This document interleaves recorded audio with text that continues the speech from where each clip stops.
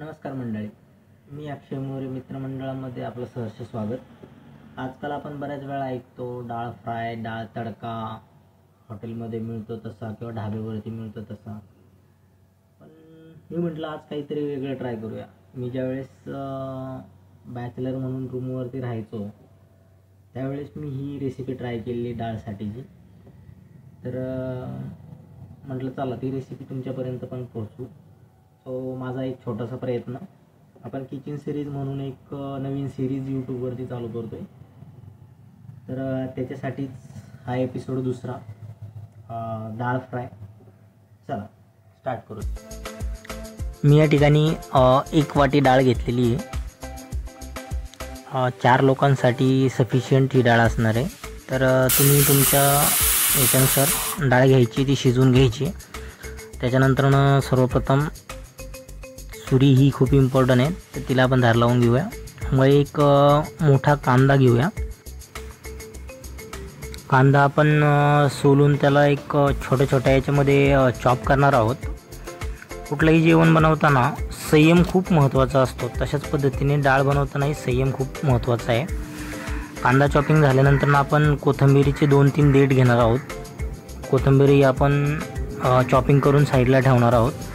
सगळ्या गोष्टी सुगरण जी असते ती स्वयंपाक करताना सगळ्या गोष्टीची तयारी करून अगोदर ठेवत असते आणि त्यानंतरनं ते लोक स्वयंपाकाला सुरुवात करतात. आपली कोथिंबीर कटिंग करून झालेली आहे. आता आपण लसूण घेणार आहोत. तर 5-7 पाकळ्या आपल्याला लसणाच्या घ्यायच्या आहेत. तुम्ही लसूण चॉप करूनही वापरू शकता किंवा तुम्ही अशा प्रकारे ठेचाही करू शकता. त्या लसणाचा लसूण ठेचून झालेला आहे आपला. तर आपण तोही काढून साईडला ठेवणार आहोत. लसणाचा खूप महत्त्वाचा रोल ह्या डाळ फ्रायमध्ये असतो. तर लसूण कोथिंबीर हे दोन्ही आपलं तयार आहे. तर आता आपली डाळ पण शिजलेली आहे. तर डाळ आपण साईडला घेऊन, जर डाळ व्यवस्थित शिजली नसेल तर ती स्मॅश होणार नाही आणि आपली डाळ व्यवस्थित बनणार नाही. तर तशा हिशोबाने डाळ स्मॅश करून घ्यायची. एक खोलगट पातील भगुलं किंवा कढई घ्यायची. कढई थोडी गरम होईपर्यंत वाट पाहायची. थंड असताना तेल त्यामध्ये टाकू नका. आपली कढई गरम झालेली असताना त्यामध्ये आपण तेल टाकणार आहे. तेल तुम्ही कुठल्याही प्रकारचं वापरू शकता. या ठिकाणी तुम्ही बटरचाही उपयोग करू शकता. जेवढ्या पद्धतीचं तुम्हाला आवड असेल, जेवढे पदार्थ तुम्ही डाळ किंवा कुठलाही पदार्थ असेल स्वयंपाकातला त्यात टाकलं तर स्वाद अजून वाढतो. तेल गरम झालेलं आहे. तर आपण याच्यामध्ये जिरं आणि मोहरी टाकून घेणार आहे. तर कुठलंही जेवण घाईघाईमध्ये कधीच व्यवस्थित बनत नाही. तर आपण कमी आचेवरती ह्या सगळ्या गोष्टी बनवणार आहोत.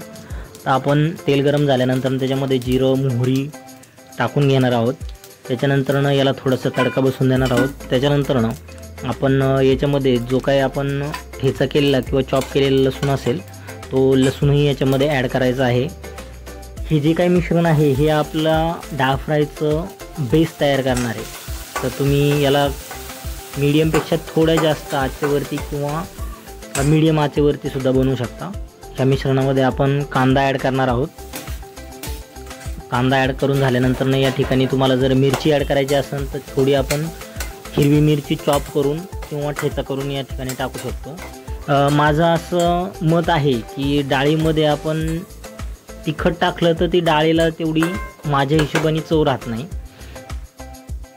कांदा थोडासा ब्राऊन झाल्यानंतर आपण त्याच्यामध्ये हळद मीठ टाकणार आहोत. तर थोडा ब्राऊन कांदा झाल्यानंतर थोडं मीठ ॲड करूया.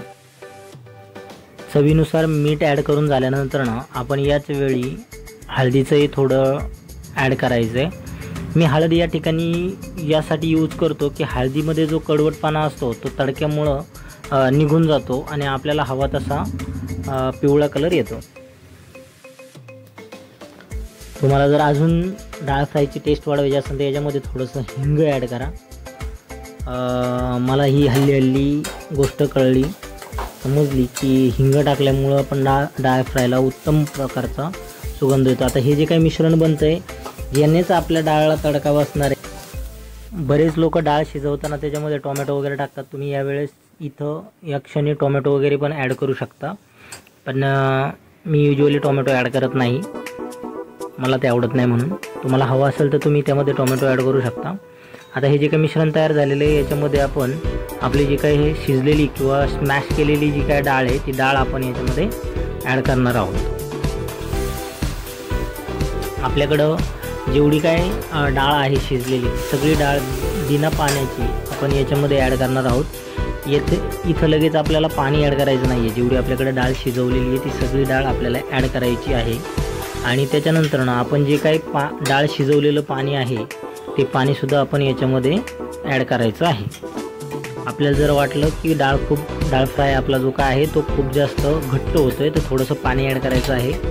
जास्तही पाणी ॲड करू नका, नाही तर मग त्या डाळ फ्रायला काही चव राहत नाही. आत्ता आपल्या डाळीला तडका बसलेला आहे आणि आपली डाळ 50% रेडी झालेली आहे. माझ्या हिशोबाने डाळीमध्ये जोपर्यंत कोथिंबीर पडत नाही तोपर्यंत ती डाळ फ्राय रेडी होत नाही. ॲक्च्युली ही खूप साधी आणि सिंपल रेसिपी आहे, याच्यासाठी तुम्हाला जास्त मगजमारी करायची गरज पडत नाही.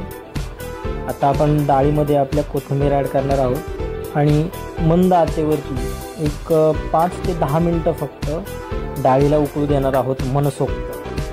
डाळ उकळल्यानंतर जे काही कोथिंबीरीचा अर्क त्या डाळीमध्ये उतरतो तो उत्तम पद्धतीचा स्वाद आपल्याला देऊन जातो.